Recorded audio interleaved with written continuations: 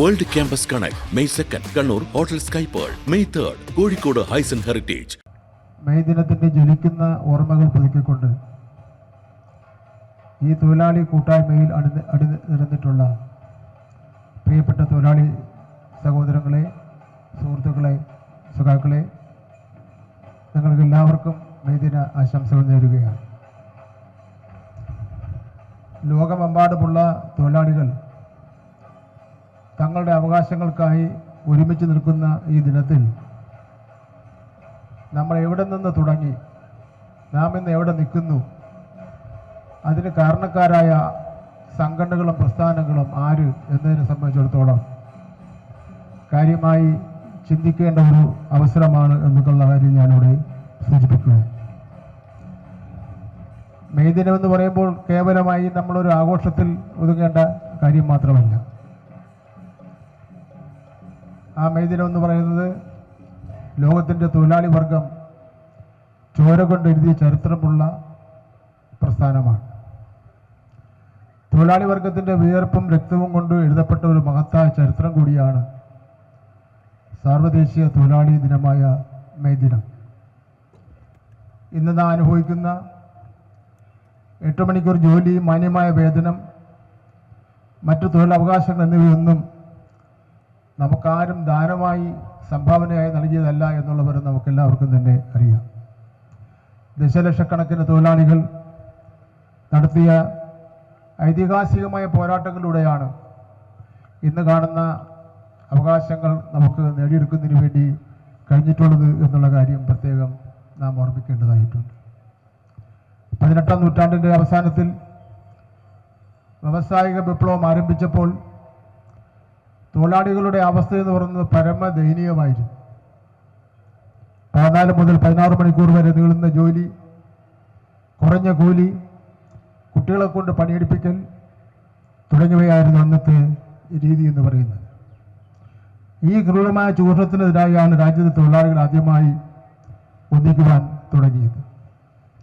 തൊഴിലാളി വർഗത്തിൻ്റെ ചരിത്രത്തിൻ്റെ ഏറ്റവും തിളക്കമുള്ള അധ്യായം എന്ന് പറയുന്നത് 1886 മെയ് മാസത്തിൽ അമേരിക്കയിലെ ചിക്കാഗോയിലുള്ള ഹേ മാർക്കറ്റിൽ നടന്നിട്ടുള്ള ആയിരക്കണക്കിന് വരുന്ന തൊഴിലാളികൾ പങ്കെടുത്തുകൊണ്ടുള്ള സമരവും വെടിവയ്പ്പും അതിനെ തുടർന്ന് നടന്നിട്ടുള്ള സമരങ്ങളുമാണ്. അന്ന് മാർക്കറ്റിൽ തടിച്ചുകൂടിയ തൊഴിലാളികൾ തങ്ങളുടെ അവകാശങ്ങൾ സംരക്ഷിക്കുന്നതിന് വേണ്ടിയുള്ള സമരം ചെയ്തപ്പോൾ അവരെ ഭീകരമായി ലാത്തിച്ചാർജ് ചെയ്യുകയും വെടിവയ്ക്കുകയും ഒക്കെ തന്നെ ചെയ്യുകയും നിരവധി ആൾക്കാർ ലോകത്തെ തൊഴിലാളി വർഗത്തിന് വേണ്ടി രക്തസാക്ഷിത്വം വരിക്കുകയും ചെയ്തിട്ടുണ്ട്. ഹേ മാർക്കറ്റിൽ നടന്ന വെടിവയ്പ്പിലും തുടർന്നുണ്ടായിട്ട് തൂക്കേറ്റലിലും നിരവധി സഖാക്കൾ രക്തസാക്ഷികളായി എന്നുള്ള കാര്യം നമുക്കെല്ലാവർക്കും അറിയാവുന്ന കാര്യമാണ്.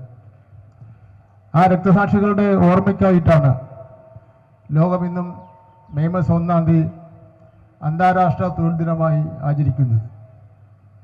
തൊഴിലാളികളുടെ ചരിത്രം പരിശോധിച്ചാൽ കേരളത്തിൻ്റെ മുന്നേറ്റവും വളരെ പ്രാധാന്യമുള്ളതാണ്. ഇന്ത്യയിൽ 1920കളിൽ All India Trade Union Congress രൂപീകരിക്കപ്പെട്ടതോടെയാണ് തൊഴിലാളി പ്രസ്ഥാനങ്ങൾക്കൊരു സംഘടിത രൂപം കൈവന്നത്. കേരളത്തിൻ്റെ ചരിത്രം പരിശോധിച്ച് നോക്കിയാൽ പുന്നപ്ര വയലാർ സമരം, കയ്യൂർ സമരം തുടങ്ങിയ കേവലം രാഷ്ട്രീയ പോരാട്ടങ്ങൾ മാത്രമായിരുന്നില്ല, മറിച്ച് കർഷകരുടെയും തൊഴിലാളികളുടെയും നിലനിൽപ്പിനായിട്ടുള്ള പോരാട്ടങ്ങൾ കൂടിയായിരുന്നു. ആ പോരാട്ടങ്ങളാണ് കേരളത്തെ ഇന്നത്തെ വികസിത സാമൂഹ്യ വ്യവസ്ഥയിലേക്ക് കൊണ്ടെത്തിച്ചത്. എന്നാൽ ഇന്നത്തെ തൊഴിൽ മേഖല വലിയ വെല്ലുവിളികൾ നേരിടുകയാണ്. സ്ഥിരം തൊഴിൽ ഇല്ലാതാവുകയാണ്. കരാർ ജോലികൾ വർദ്ധിച്ചു വരികയാണ്. ഗിഗ് എക്കണോമിയിൽ തൊഴിലാളികൾക്ക് നിയമപരമായ സുരക്ഷ ലഭിക്കുന്നില്ല. ഈ സാഹചര്യത്തിൽ പഴയ കാലങ്ങളുടെ പോരാട്ട വീര്യം ഉൾക്കൊണ്ടുകൊണ്ട് അവകാശങ്ങൾ സംരക്ഷിക്കാൻ നാം വീണ്ടും ഒന്നിക്കേണ്ടതായിട്ടുണ്ട്. കേന്ദ്ര BJP സർക്കാരിൻ്റെ തൊഴിലാളി വിരുദ്ധ നയങ്ങളെ എതിർക്കുവാനും ചരിത്രത്തെ തമസ്കരിക്കുവാനും തൊഴിലാളി വർഗം പോരാടി നേടിയ അവകാശങ്ങൾ കവർന്നെടുക്കുവാനുമാണ് ഇന്ന് കേന്ദ്രം ഭരിക്കുന്ന BJP സർക്കാർ ശ്രമിച്ചുകൊണ്ട് ഇരിക്കുന്നത്. തൊഴിലാളി നിയമങ്ങളെ വെട്ടി മുറിച്ച് നേരത്തെ ഇവിടെ സൂചിപ്പിച്ചു 4 ലേബർ കോഡുകളാക്കി മാറ്റിയതിലൂടെ ജോലി സ്ഥിരത എന്നത് തന്നെ കേന്ദ്രം ഇല്ലാതാക്കി. ഇത് തൊഴിലാളികളുടെ വീണ്ടും മുതലാളിമാരുടെ അടിമകളാക്കി മാറ്റാനുള്ള ഗൂഢനീക്കത്തിൻ്റെ ഭാഗമായിട്ടാണ്.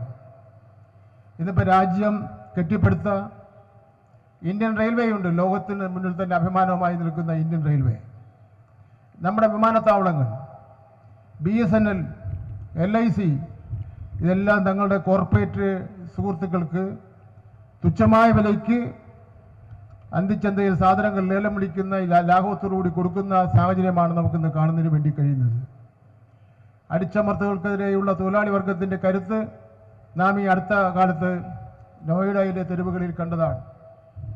മിനിമം വേതനം ആവശ്യപ്പെട്ടുകൊണ്ടും തൊഴിലാളികളുടെ പീഡനങ്ങൾക്കെതിരെയും ശബ്ദമുയർത്തിയ തൊഴിലാളികളെ പോലീസിനെ ഉപയോഗിച്ചുകൊണ്ട് നിശബ്ദമാക്കാൻ വേണ്ടി ശ്രമിച്ചു.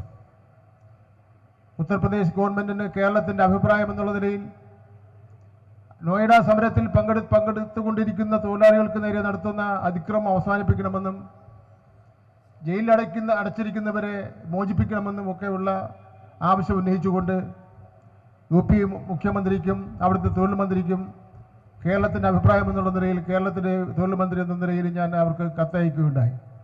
മറുപടിയൊന്നും കിട്ടിയിട്ടില്ല. എന്നാലും ഇന്ത്യ രാജ്യത്തെ ഒരു സംസ്ഥാനമെങ്കിലും ആ തൊഴിലാളിയുടെ അവകാശങ്ങൾക്ക് ഐക്യദാർഢ്യം പ്രഖ്യാപിക്കാൻ ഉണ്ടെന്നുള്ള ബോധം അവർക്ക് ഉണ്ടാവണമെന്നുള്ള ലക്ഷ്യത്തോടു കൂടി നമുക്ക് ചെയ്തതാണെന്നുള്ള കാര്യമാണ് ഞാനിവിടെ സൂചിപ്പിച്ചത്. തൊഴിലിടങ്ങളിലെ പീഡനങ്ങൾക്കെതിരായും ശബ്ദമുയർത്തിയ തൊഴിലാളികളെ പോലീസിനെ ഉപയോഗിച്ചുകൊണ്ടാണ് BJP ഭരണകൂടം നിശബ്ദരാക്കാൻ ശ്രമിച്ചുകൊണ്ടിരിക്കുന്നത്.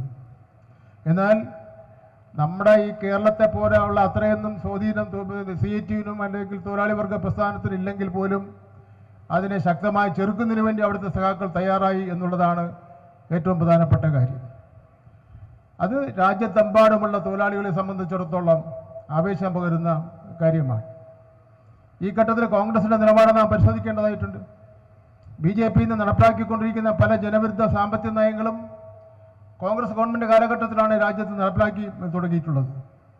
കോർപ്പറേറ്റുകളെ പ്രീണിപ്പിക്കുന്ന കാര്യത്തിലും തൊഴിലാളി വിരുദ്ധമായിട്ടുള്ള നിലപാട് സ്വീകരിക്കുന്ന കാര്യത്തിലും BJP-യും കോൺഗ്രസും ഒരേ നിലപാട് തന്നെയാണെന്നുള്ള കാര്യം ഞാനിവിടെ സൂചിപ്പിക്കുകയാണ്.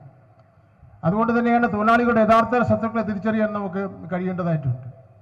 ഇന്ത്യയാകെ തൊഴിലാളി വിരുദ്ധ നയങ്ങൾ നടപ്പിലാക്കുമ്പോൾ കേരളത്തിലെ ഇടതുപക്ഷ ജനാധിപത്യ മുന്നണി സർക്കാർ തൊഴിലാളികൾക്കൊപ്പം നിന്ന് ഒരു നിലപാട് സ്വീകരിക്കുന്ന ഗവൺമെൻറ്റാണ് കഴിഞ്ഞ 10 വർഷക്കാലമായി കേരളം ഭരിക്കുന്നത് എന്നുള്ള കാര്യം നാം പ്രത്യേകം ഓർത്തിരിക്കേണ്ടതായിട്ട്. ഇന്ത്യയിൽ മറ്റൊരിടത്തുമില്ലാത്ത വിധം ക്ഷേമനിധികളും പെൻഷനും പദ്ധതികളും മിനിമം വേതനവും നടപ്പിലാക്കുന്ന സംസ്ഥാനമാണ് നമ്മുടെ കേരളം എന്ന് പറയുന്നത്. 16 ക്ഷേമനിധികളിലായി 62 ലക്ഷത്തോളം വരുന്ന തൊഴിലാളികളാണ് അതിൽ അംഗങ്ങളായിട്ടുള്ളത്. അവരെ എല്ലാ നിലയിലും സഹായിക്കുന്ന നിലപാടാണ് കേരളത്തിലെ ഗവൺമെൻറ് സ്വീകരിച്ചുകൊണ്ടിരിക്കുന്നത്. ഇന്ത്യയിലെ മറ്റൊരു സംസ്ഥാനത്തും ആ നിലയിൽ തൊഴിലാളികളെ സംരക്ഷിക്കുന്നതിന് വേണ്ടിയുള്ള ക്ഷേമനിധികളോ മറ്റ് ആനുകൂല്യങ്ങൾ നൽകുന്ന സമ്പ്രദായങ്ങളോ ഇന്ത്യയിൽ മറ്റൊരു സംസ്ഥാനത്തും ഇല്ല എന്നുള്ള കാര്യം കൂടി നിങ്ങൾ അറിഞ്ഞിരിക്കണം.